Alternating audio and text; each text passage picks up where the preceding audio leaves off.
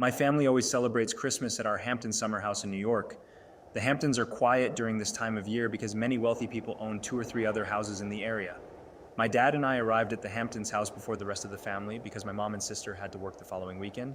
My dad was retired, and I had finished my winter break, so we decided to go there early. This quiet dead-end road home has bedrooms for each of us, and my dad turned on the heat and water, among other things that he always has to take care of when we return for the first time in months. I brought my PS3 to play in my room and spent most of the first day there. The next morning, when I woke up and went out to the kitchen, my dad asked me when I built a snowman. I responded, "What do you mean?" He said, "The snowman in the backyard." I went to look out the window, and there was at least 2 feet of fresh snow. But there was also a snowman sitting in our backyard. It had 2 sticks for arms, angled up into the air, and it had eyes and a smile carved into the head. The eyes and mouth side was facing the window. I said to my dad, "I didn't build that." My dad left and said, "Must be the neighbor kids." My dad thought it was an innocent joke, so I did as well. The next night is where things got bad. Though I was in bed asleep and suddenly woke up to a distinct thump on my window. I was terrified. I pulled the blankets over myself to hide, to not be in view of whoever might be out there. But after 5 minutes, I started to wonder, maybe it was snow that fell off the roof and blew into the window. I got up to peek out the window. I screamed, because at first I thought what I saw was a person, but it was actually another snowman standing right outside my window. There was an angry frown on this one. Instead of a smiling face, I screamed for my dad and he came rushing inside. I pointed at the window, and this time he wasn't happy. He said he would go next door in the morning and talk to the kids' parents. I slept in my sister's room the rest of that night. The next morning my dad went next door and rang the bell, but they weren't home. There were no cars in the driveway. That meant they weren't even in town. That was the only nearby house with kids in it. So this didn't exactly help explain the situation for 5 or 6 days straight. Nothing else happened until Christmas Eve night. The rest of our immediate family, plus all 4 of our grandparents, were now in the house. We were in the living room. This was before dinner, but it was already dark out. Someone knocked on the front door instead of using the doorbell. We weren't expecting any other family. I started to get nervous. My dad went over and asked, "Who is it?" Someone on the other side of the door started saying, "Please let me in, I need help." The door has no peephole or windows, nor are there any windows that would allow us to see who is on the other side of the door. My dad asked what's wrong, and the voice on the other side said, "I have no one to spend Christmas with, please help me." We all looked at each other now, and my dad yelled to please leave before we call the police. The other individual responded, "Okay, I'll go. Please don't call the police." He never opened the door, so we immediately tied this to the eerie snowman. We knew that something had to be connected, and we were right. On Christmas morning, a note was taped to our front door saying, "To the best of my memory, I just wanted to have a little fun. I built the snowman for the boy in the house. I don't have anyone to spend the holiday with, hurt in some way." I believe that whoever left the note or built those 2 snowmen wasn't stable or mentally ill, so it's unlikely that it was intended to be a joke. Given that he approached our front door, I believe that he was dangerous. Even if he wasn't inherently hostile, the fact that he did what he did. When I was 21 years old, our family spent the holidays at our Uncle Joshua's house.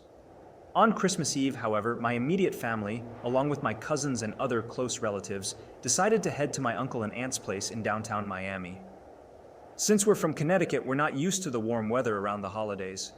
It was Friday, the day before Christmas Eve, and my brother Nico and I wanted to go out because we were young, single men in Miami, and had heard about a lot of Christmas-themed parties happening at bars and clubs. Although Nico was 18 at the time, we assumed he would be okay since he had a phony ID.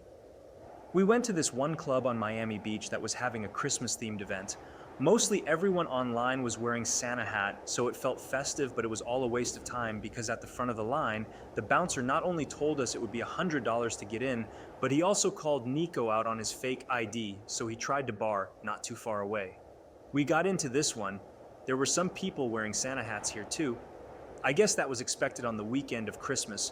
While we were at the bar, this older woman started talking to Nico.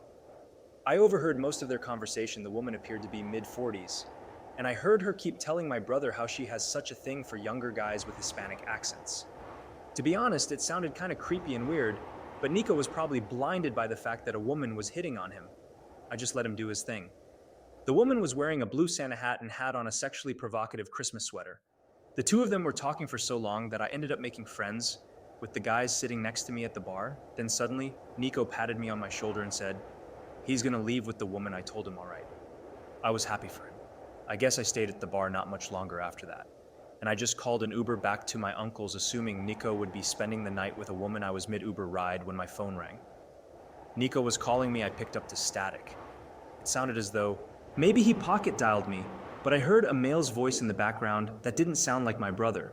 And then suddenly, another male's voice could be heard yelling. I said Nico's name over and over, trying for acknowledgement, but the call eventually disconnected. Obviously, this was a pretty concerning phone call. I was under the impression he was alone with a woman. I tried calling him like 10 times. And finally, someone picked up. But it wasn't Nico. It was the voice of some older man with an extremely deep voice when I asked who this was. He said he found this phone on the sidewalk. I asked him if he could drop the phone off at my uncle's place or if he could meet me somewhere. He didn't answer that. I just heard talking in the background, and then I heard screaming. It was Nico's voice in the background screaming, my name, screaming, "Help." Then the call disconnected. I asked the Uber driver to pull over as I was freaking out. Trying to call anyone in my family, it was late, no one was picking up. I explained the situation to the driver, and he advised I called the police immediately. That's what I did. The police came to my uncle's place, where I woke my family up, informing them that Nico was in trouble.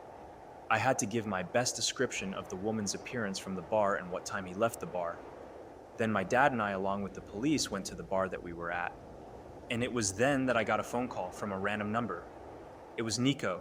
He was out of breath, gasping into the phone, explaining that he was kidnapped and barely escaped. He was currently using a stranger's phone. We all went to the suspicious street in North Miami where Nico was staying. When we got there, we saw that his face was covered in blood. He had 2 black eyes, and everything he had on him had been taken.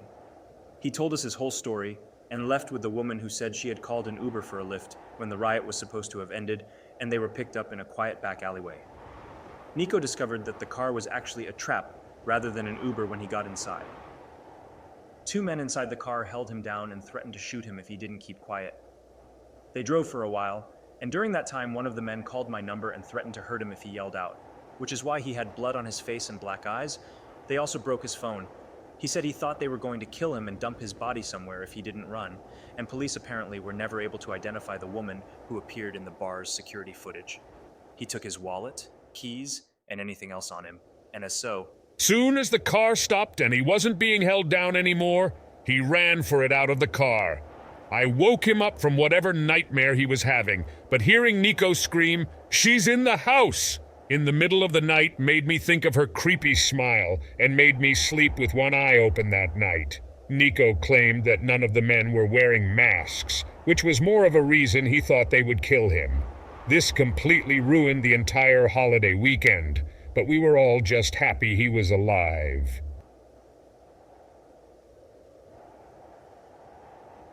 A few years ago, George, our sister, 2 nephews, our parents, our aunt and uncle, our cousin, and ourselves were the only family members present during our first Christmas celebration in the new home. We don't have the largest family in the world, so it was just the 2 of us, our parents, our aunt and uncle, and our cousin. The rest of our family lives less than an hour away, so they wouldn't be staying. However, during our Christmas dinner, at one point, we talked about some of the murders that had occurred in our area recently. Bodies had been found in the woods in our county, but that wasn't a topic that we kept going long because our mom and my sister wanted us to drop it for the sake of the holiday and the kids. After dinner, we all had some wine in the living room with a Christmas movie on in the background while we chatted. The 4 of us remained up longer drinking more wine after the kids went to bed earlier than us. After Christmas night, when everyone had gone home, my girlfriend stayed over to spend the rest of the night with me. When I woke up, she was shaking me, and the room was still dark. I groggily glanced at the clock next to my bed and saw that it was 2 a.m. When I asked her what the problem was, she whispered, "Listen." I listened and heard Mika growling outside the hallway. I got out of bed and went into the hall to find out what was going on. I noticed that our back door was wide open and a cold breeze was hitting me in the face. Mika was staring out the door, so I looked to see if anyone else was there. I checked to see if my brother was there, and as I was, I heard him call my name in the darkness outside. He sounded like he was far away in the woods, so I was concerned that he was in trouble or needed assistance with something. I went back to my room to tell my girlfriend. After putting on my shoes and coat, I went outside with a flashlight to see if there were any tracks leading from the back door down to the back deck towards the woods. I yelled back George's name very loudly. I heard his voice call back my name. It was confirmed he was in the woods now. But oddly, as I entered the woods, his footprints slowly faded and got harder to see until they were just impossible to continue following. Entirely, I screamed back at the top of my lungs. "Where are you? What's wrong?" I once again heard George's voice call back just my name every time he called me. His voice was the same distance away. I was uncomfortable getting any further away from my house because I didn't want to get lost in the woods. I tried finally calling George's phone, but he didn't pick up. I continued a little further into the woods, but now George's yelling stopped. As much as I yelled out into the woods, there was dead silence. Not even the sound of a bug in the freezing cold, just the sound of the light breeze, and suddenly my phone rang. It was hopeful it was George, but it was my girlfriend. I picked up and she said, "Chet George is in his bedroom right now." What I said, that didn't make any sense. I was hearing his voice this entire time in the woods. I asked her to check if my sister's husband was also still on one of the pull-out couches, and 30 seconds later she said yes. Suddenly I felt like I wasn't alone in the woods, like anyone was about to grab me from any direction.